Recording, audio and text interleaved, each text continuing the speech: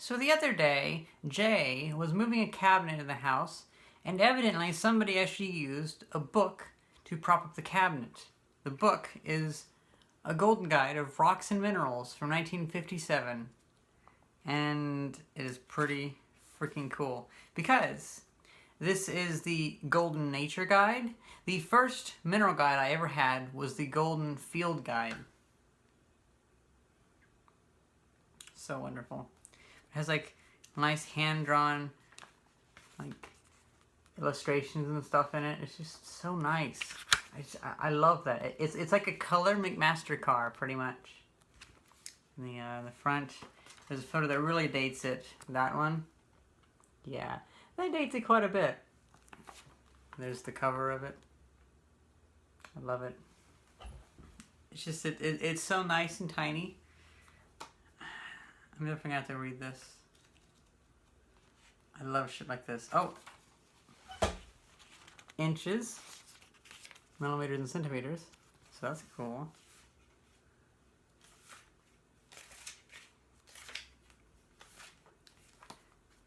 Today I watched a film called, I think, Moonrise Kingdom by Wes Anderson. I think it was a film he made before Grand Budapest Hotel, which is also a really amazing film.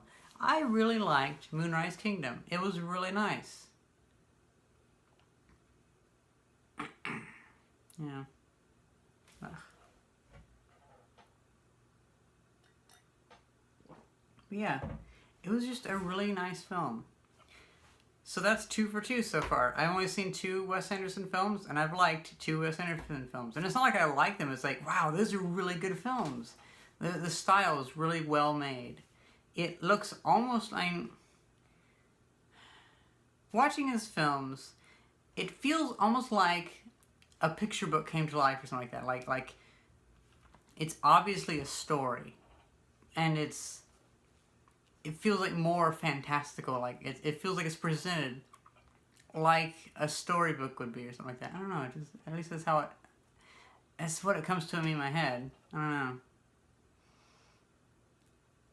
It'd probably be impossible to fully analyze it though. That's just my initial thoughts from it. But yeah. Can't remember if I actually mentioned my recent interest in Grand Budapest Hotel or not. Basically, I've been recently, okay, so I always pretty much have an interest in some part of history. Like, for instance, I'll be like, oh, ancient Egypt. I need to know about ancient Egypt. Or, oh, ancient Greece. Or, oh, 1950s medical science research. Or, well, in this case, I've kind of regained interest. I moved my focus back towards, like, Germany and between World War I and World War II. Well, nah, actually, pretty much just the history of Germany. Like, I've even been reading back a little bit further and stuff like that. I like getting really focused into one thing, and like reading up a bunch about it. Then at least some of the information will soak in. Now you see what I'm actually really interested in is reading up about what the actual culture and society was like. Because, for instance, in the United States, I've noticed that a lot of the documentaries and stuff like that, well, it's the U.S. So they're all about wars and weapons and bombs and shit. And quite frankly, I really don't give a shit about that. I don't give a shit about the weapons and stuff. Some of the documentaries are about, like, the Holocaust and, like, killing the Jews and stuff like that. And sure, that's interesting. It's a very bad thing that happened. We should remember it. We should not let that happen again. But it's like, there was more that was going on there. And I really haven't seen that much information about the people that were not, like, oppressed by the Nazi government or whatever. Well, you could say everybody's oppressed because it was kind of a shitty government, but I don't know. Because it's like, there must have been more things going on. Because, like, for instance, it seems like, at least in the U.S., whenever people think back on Nazi Germany, they're like, oh, they're just evil people. It's like, well, their entire existence were evil. It's like, they did other things too. They had lives and stuff like that. And it's interesting to see how that fit into that weird culture and weird government kind of thing. Well, the weirdness that the government brought to the culture. I don't know. just interesting.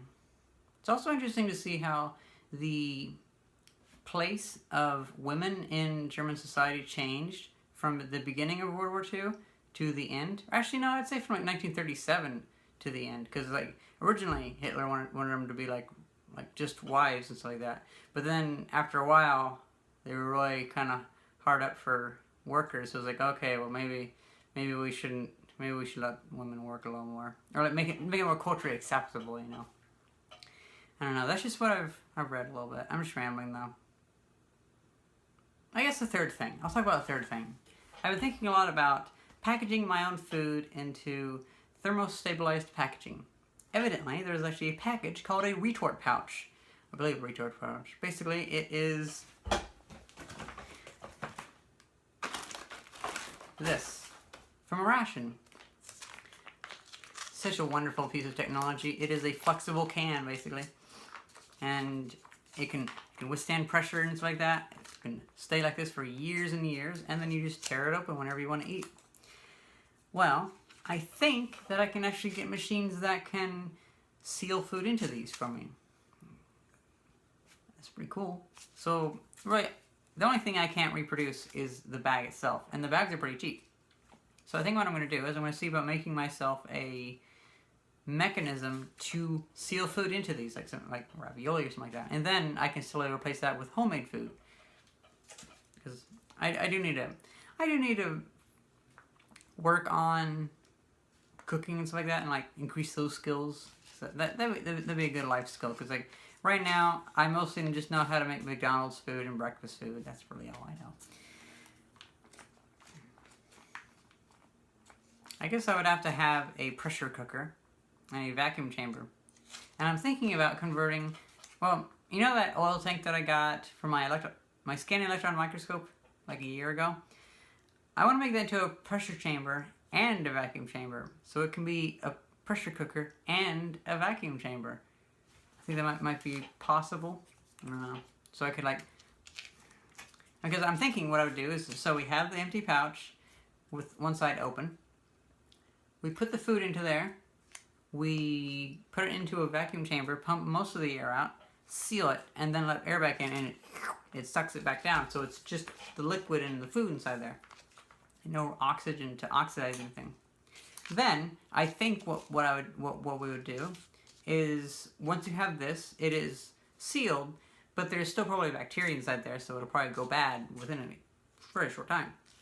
So then you put them into a pressure cooker to increase the pressure, and then increase the temperature past boiling, so it kills the bacteria and stuff like that. And then you now have a thermostabilized piece of food that will last a long time. At least that's what I can figure. I haven't seen any actual documentation on it yet, but oh well. I haven't really looked it up that much. I'm just pulling up most of the stuff as I'm doing this video. Well, not pulling stuff up. It's not like I have a Wi-Fi connection in my head. I mean, like I'm pulling it out of my ass as I speak. Well, that's pretty much it. Just what I've been thinking about. Hope you guys enjoyed this video, and thanks for watching. See ya!